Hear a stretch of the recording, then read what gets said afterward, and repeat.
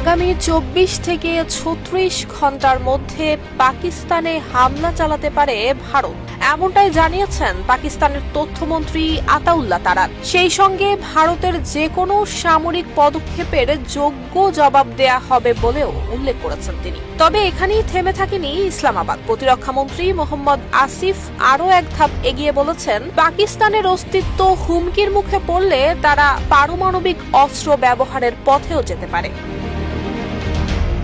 ভারতের পক্ষ থেকে এখনো আনুষ্ঠানিকভাবে কিছু জানানো না হলেও স্পষ্ট যুদ্ধের প্রস্তুতির ইঙ্গিত মিলেছে নয়াদিল্লি থেকে। প্রধানমন্ত্রী নরেন্দ্র মোদী নিজেই দেশটির 3 বাহিনীর প্রধান, প্রতিরক্ষামন্ত্রী রাজনাথ সিং এবং জাতীয় নিরাপত্তা উপদেষ্টা অজিত দোভালকে নিয়ে উচ্চ পর্যায়ের বৈঠক করেছেন। সূত্র বলছে, মোদীর পক্ষ থেকে সেনাবাহিনীকে দেওয়া হয়েছে পূর্ণ স্বাধীনতা, অর্থাৎ কবে কোথায় আঘাত হানতে হবে সে সিদ্ধান্ত নিতে তারা একেবারে স্বাধীন।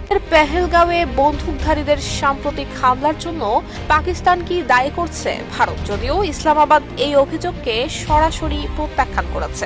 এদিকে একই দিনে ভারতের মন্ত্রিসভার নিরাপত্তা কমিটি, রাজনৈতিক বিষয়ক কমিটি এবং অর্থনৈতিক কমিটির সঙ্গে টানা বৈঠকে বসেছেন নরেন্দ্র মোদী। ফলে যুদ্ধ পরিস্থিতি নিয়ে ভারতীয় প্রশাসনের সর্বোচ্চ পর্যায়ে নজরদারি চলছে বলেই মনে করা হচ্ছে।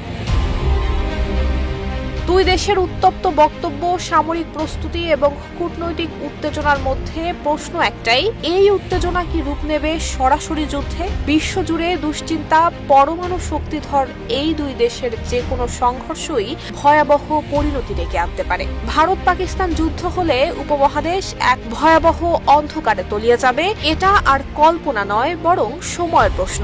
সীমান্তে রক্ত ঝরবে, শহর ধ্বংস হবে, লক্ষ লক্ষ মানুষ পরিণত হবে উদ্বাস্তুতে।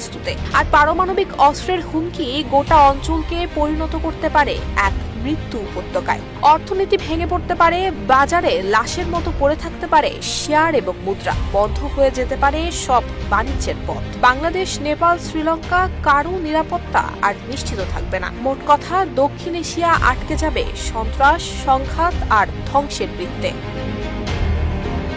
নুসরাত জাহান মেহেক, ঢাকা পোস্ট।